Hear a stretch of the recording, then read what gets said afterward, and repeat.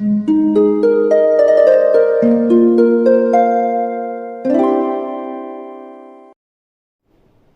वालेकुम, welcome back to my channel. तो election पास है, क्या किया जाए इस पे बात होगी, लेकिन आगे जाने से पहले प्लीज चैनल को सब्सक्राइब कीजिए, क्योंकि इस चैनल पे मैं डेली वीडियोस बनाती हूँ, तो हो सकता है कोई बात आपके काम आ जाए।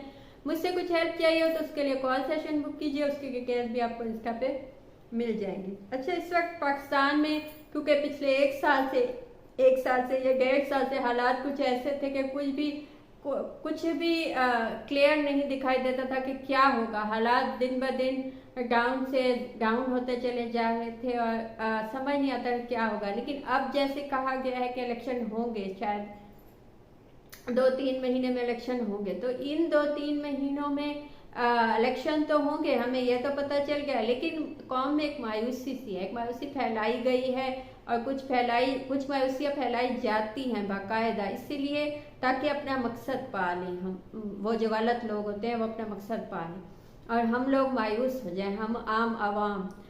तो ऐसी सिचुएशन में क्या किया जाए, क्योंकि हम जिसको जितवाना चाहते हैं या आवाम जिनको जितवाना चाहती है वो भी हम उस तक भी हमें वो कामयाब होते हम दिखाई नहीं देते, हमें ऐसा लगता है। लेकिन जो गलत लोग हैं वो कामयाब हो भी गए तो हम खुश नहीं होंगे, क्योंकि हम नहीं चाहते कि वो कामयाब हो।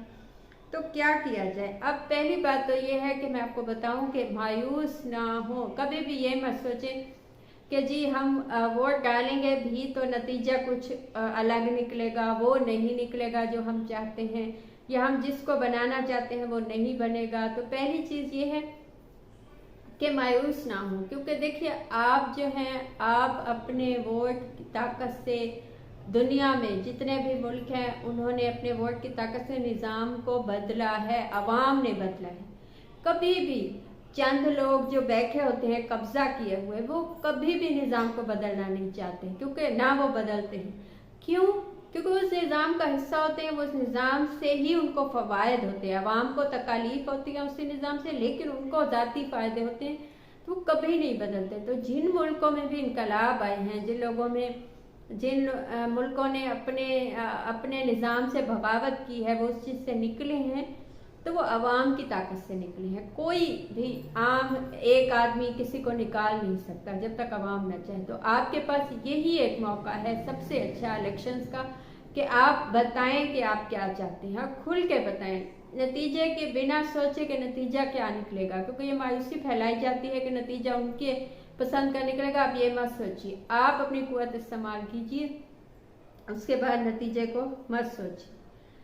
सेकंड चीज, आपका वोट देना या आपका किसी भी सियासी पार्टी को सपोर्ट करना जो कि इस वक्त मुल्क में है, आपका हक है। कभी भी इस चीज से खौफजदा मत होइए, या कभी भी इस चीज को ऐसे मत सोचिए कि जी मैंने क्योंकि फलां पार्टी को सपोर्ट किया तो मुझे नुकसान होगा, या कोई मुझे नुकसान पहुंचाएगा, या लोग क्या सोचेंगे, या हुकूमत क्या सोचेगी, या कोई खिलाफ हो जाएगा। ये आपका बुनियादी हक है।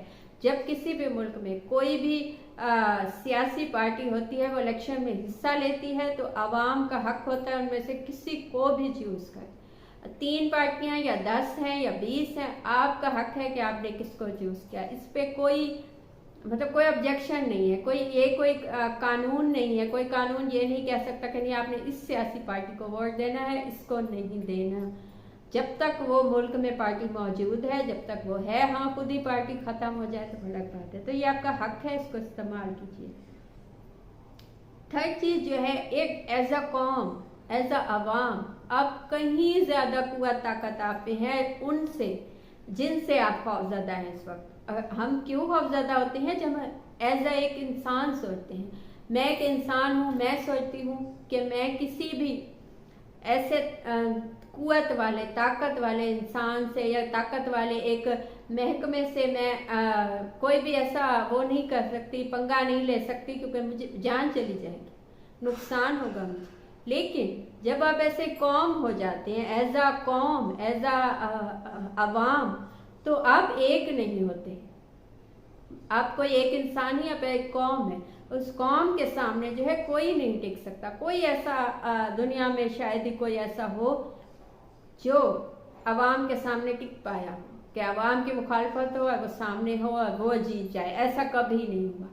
तो हमेशा आवाम ही जीतती है। तो एज अ आवाम आप में बहुत कुव्वत है, बहुत पोटेंशियल है, बहुत ताकत है। तो कभी ये मत सोचिए जी फलां शख्स ने या फलां महकमे के फलां इंसान ने हमें देख लिया या हमें नुकसान पहुंचाया। एज अ कौम वो कोई नुकसान नहीं पहुंचा सकते।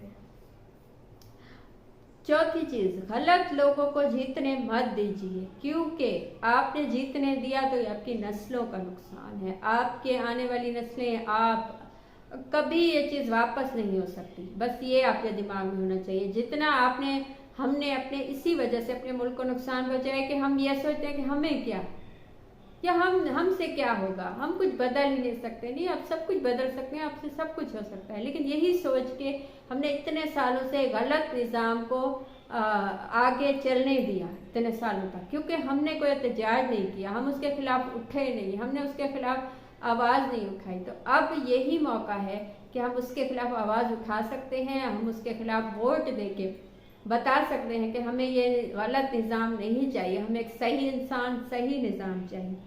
तो गलत लोगों को आपने जीतने दिया पीछे हटके कि भाई हमसे क्या होगा, हम तो कुछ नहीं कह सकते, या हम तो इतने आम इंसान हैं, हमसे कोई भी चीज़ चेंज नहीं होगी।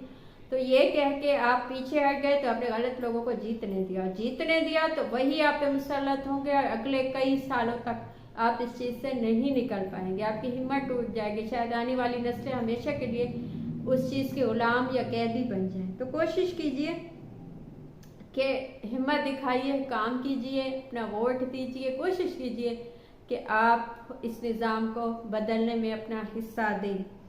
लास्ट चीज़ जो है कि जैसे मैंने पहले कहा, एक तो मायूस ना हो, ये यकीन होना चाहिए आपको कि at the end of the day अच्छा होगा। अंत हमेशा वो कहते हैं अच्छा होता है। तो जितनी आपकी कोशिश होगी, जितनी आपकी मेहनत होगी, आपको ये भी यकीन होना चाहिए कि अंत अच्छा ही होगा। जैसा हम चाहते हैं वैसा होगा। जिन्हें हम बनाना चाहते हैं वही बनेंगे, और जिन्हें हम भगाना चाहते हैं वो भाग जाएंगे इंशाल्लाह। तो ये थी आज की बात। आपको कुछ अच्छा लगा हो, मुझसे पूछना हो या बताना हो तो कमेंट कीजिए या इंस्टा पे मैसेज कीजिए, कॉल सेशन बुक कीजिए, उसकी डिटेल्स भी आपको इंस्टा पे मिल जाएंगी। Thank you.